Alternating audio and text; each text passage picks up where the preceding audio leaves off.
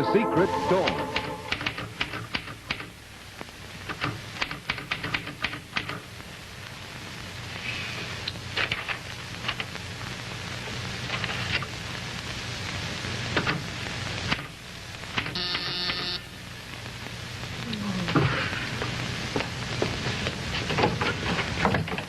Hello, Amy. Here. Come in. Thank you. Was that you doing the typing? Yes. Oh, I'll tell you about it when I get better. Okay. Oh, sit down. Unless you want to see Lisa. I will later. I'd like to talk to you first. Okay. How about some coffee? It's all ready. Sure, it sounds great.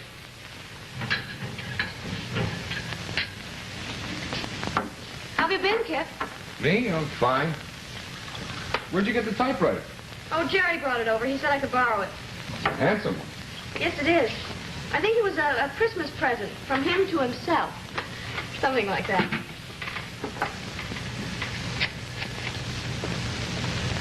Thank you. Here we are. Go ahead, Kip. Well, remember when we talked about my work? I mean, what I'd eventually decide on? Yes? Well, I've finally made my decision. You have. What is it? Amy, even with the advantages that Dad's job offered, I just couldn't take it. I know I wouldn't be any good at it because I'm not interested in electronics, and, well, I just turned it down. With no regrets? No. Why? I just wanted to be sure. Do you understand? Yes, Kip, of course I do. I'm not surprised. Kip, I think all along you knew what the final answer would be. You kept trying to convince yourself how great your father's offer was, but inside you weren't sure. I think you even hoped Dr. Gordon would help you settle it. You knew? Yes, I think so. Well, Dr. Gordon didn't advise me really one way or the other. He made me see that I had to cut away all outside influences and get to the root of the problem by myself. And that is what you want to do with your life. Well, anyway, you know that business isn't for you. Have you any idea what it is you are interested in? Yes, Amy, I do. I know now that the right field for me is medicine. And who knows, in a couple of years I might make a pretty good doctor. Pretty good. Oh, Kip, you'll make a sensational doctor. Oh, I'm so glad for you. You really are, aren't you? Yes, I am. Amy, I don't think I have to tell you that I'll be living on very little for while I'm in training. There won't be very much money coming in. So, that's no tragedy. Kip, I may as well tell you, this typewriter's going to be buried next door for a job in his law office, just part-time. That's where I've been practicing. Amy, I don't want you doing that. Why not? I have plenty of spare time, and I want to. Besides, the extra money will come in handy. What about Lisa? She'll be fine. And, about her eye operations. Kip, I'm pretty sure Dad will want to take care of it. Just until you can pay him back. I'd insist on that. I know you would. Amy, there's one other thing. I hope you're not interpreting my acceptance of that as Don't worry, Kip, I'm not.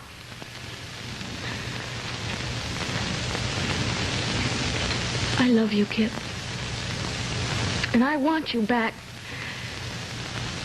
But this doesn't have anything to do with it. There are no strings attached. Just admiration for you and your decision. And any way I can cut down expenses, I will. I just don't want you to worry about us.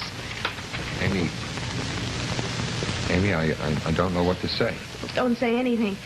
Just be happy you made the right choice. I am. Thank you. I appreciate that. Kip, don't let anyone or anything distract you. You've got a lot of work ahead, and it's not going to be easy. I know it isn't. Well, that's settled. Would you like to see Lisa? She should be getting up any minute. Yeah, I'd like that. Okay, come on.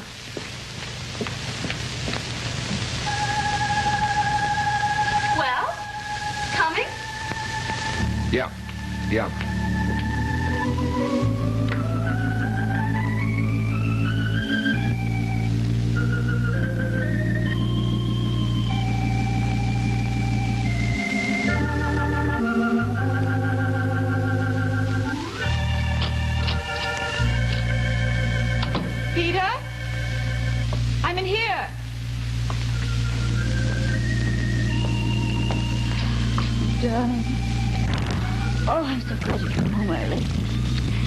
If you'd been another minute, I think I'd have gone to the office.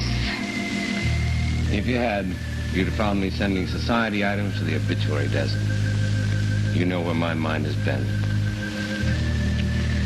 When I think of how you came home a couple of days ago, oh, Peter, I'm so ashamed. Because I hurt you? No, I was wrong. Now, let's have none of that. Let's settle this right away.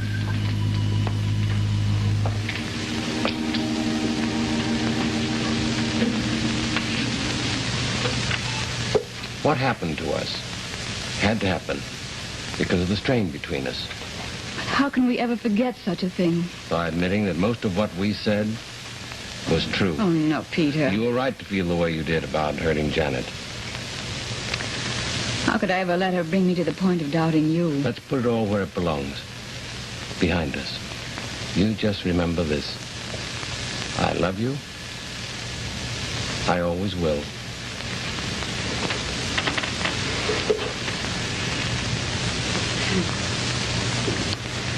Good night, you darling.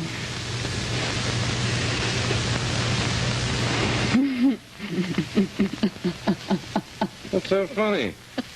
Huh? Did you really send society news to the obituary desk?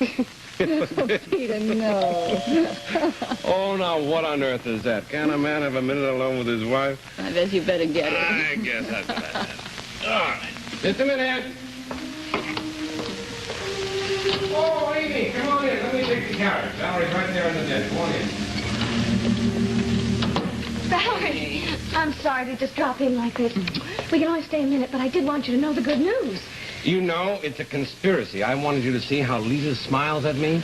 Little rascal's sound asleep. Don't worry, Grandpa. She won't be for long. Did I hear something about good news? You did? Now to tell us. Well, Kip came by today to tell me he'd made a definite decision about his career. It's to be medical school. Isn't that great? Sure is. If that is really what he wants. Oh, it is, Dad. Well, in many ways, I'm relieved. Of course, well, I mean, Arthur must be shattered by it. Yes, I'm sure. Valerie, Kip would never have been happy in that business, and he had the sense to know it. Anyway, I've got some plans to take the financial burden off Kip when he starts his pre-med work. What kind of plans, dear? Well, for one thing, there's no reason I can't hold down a part-time job. So I started getting these typing fingers back in shape again.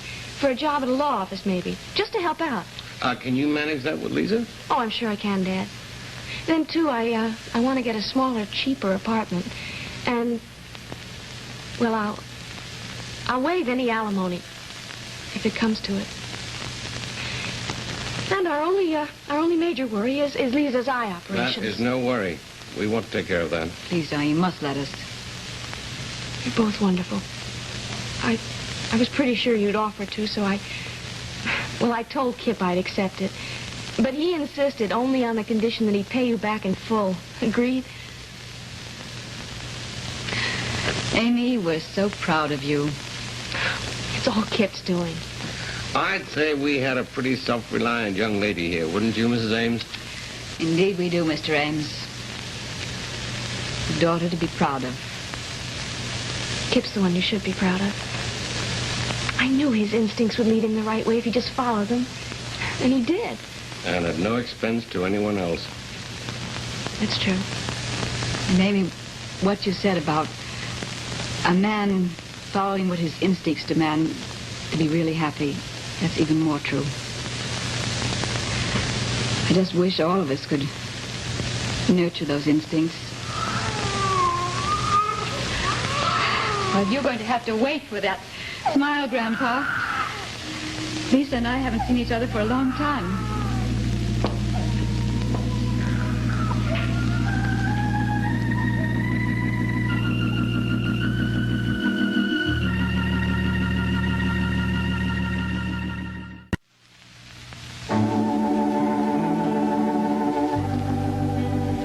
Pepperidge Farm Frozen Strudels have brought you part one of The Secret Storm.